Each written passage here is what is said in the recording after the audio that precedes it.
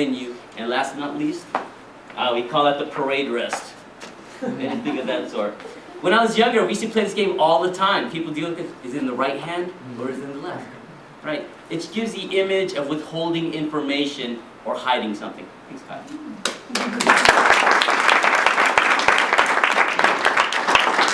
So when you look at some tips, and that's one thing I really want everyone to walk away with today, are some things you can work on right out the door. Our tips. 1, deep breaths. You will be so surprised when you're sitting on that chair, you're next up to be either in a meeting, a presentation, a speech, a couple deep breaths. Work magic. Now skip a little bit. Smile.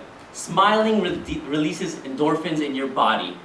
What does it say? Fake it, you make it. If you're breathing and you're smiling, there'll be a smile. What does it say? Hi, I'm confident, I'm friendly, I'm easy to get along with, I'm prepared. And when you do that, you pretty much trick your body to giving that information. It's fabulous. You want to stand tall? You don't want to rock back and forth. Some people, you'll see them do a little dance while they're up here. You're like, gee, and you're like, God, good footwork, but I can't understand what you're saying. Heads up and connected. So always practice. The best thing you can do with this is to practice it. Every single time you stand up to give a talk, you have in front of your manager, your boss, an employer, a friend, stand this way. And you'll be surprised because it's sometimes very awkward to just be able to do that. Also, observe other people. I'm a total person watcher. And I look at people. When people are nervous, they'll be standing this way, or they'll do it this way, or they're fidgeted. Look at other people. Look at what they do, when they do it, why they do it. You know, you'll be really surprised. And instantly, the minute you can stand up here confidently, people will see you as being a professional without you having even uttered one single word. So, you stand up here, fabulous. You're not going to give a speech all day just standing up here going, hi, I'm Wikki, hi, I'm here to give. Gestures. Gestures give a 3D approach to any speech. It brings it to life. It gives it expression. For example, think about the last time you gave somebody instructions or directions.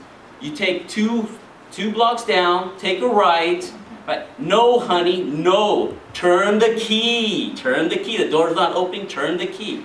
We do it all the time. It's a natural part of who we are. However, are you doing it right? What I'm going to share with you are 5 of the, well, a couple of similar gestures I use. One, what Tim used very efficiently are the numbers. When you're using numbers 1 through 5, my first point is, and second, third, use your fingers. They help out quite a bit. Karate chop, I call it the karate chop. Eliminate. We must stop right here. This must stop now. When are we going to get this over with? You know, this has got to stop. Very efficient. Comparisons. You can go up and down vertical for using dollars, percents, and numbers. For example, the cost of milk last week was $2. Now it's risen to $5. And horizontal for time phrases. It's going to take 3 years to do this, and maybe an additional 2. Verbs. We have to expand our operation. You know, when we look at the vendors that we work with, we have to consolidate them and make sure our vendors count. So look at using those gestures quite a bit. Gestures are fabulous. They're your traveling visual aids. Wherever you go, you can take them with you. It's fabulous.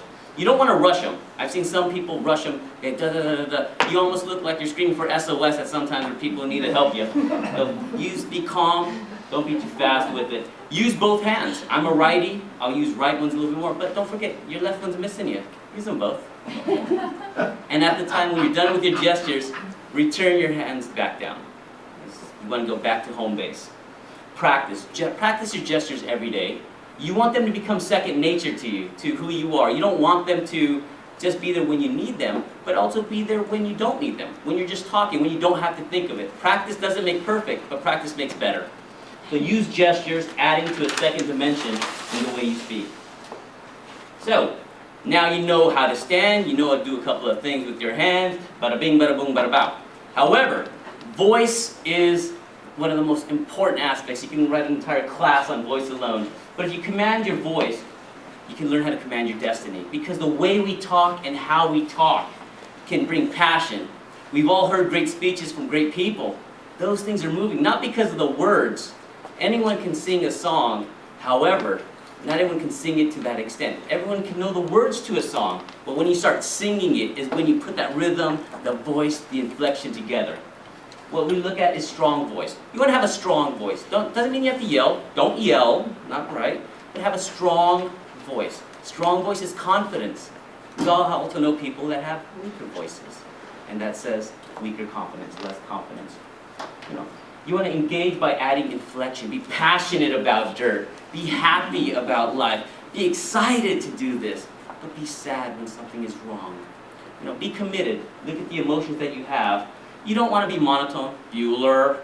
Yeah, I love that. Right, that guy's famous making commercials by just being monotone. Well, good for him. But at the same time, you want to be able to add some good story to the whole mix. And a good example are my 3 dogs. I have 3 dogs. They are the joys of my life. I love them to death. Love them. But every now and then, one gets out of the house, starts running on the street. I was gone on vacation for a couple of days, and I had the neighbor look after my dogs. But when I came home,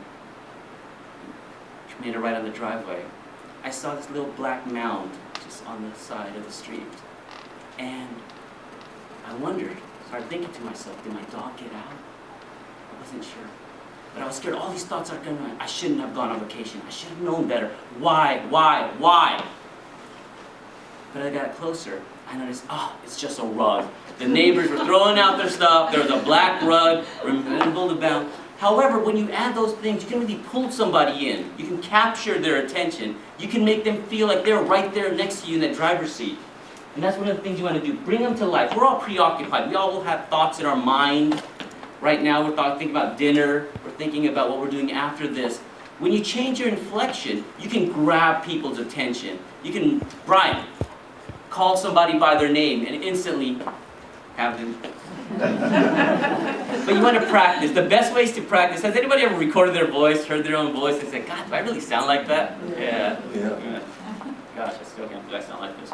But that's the best ways to look at how you talk.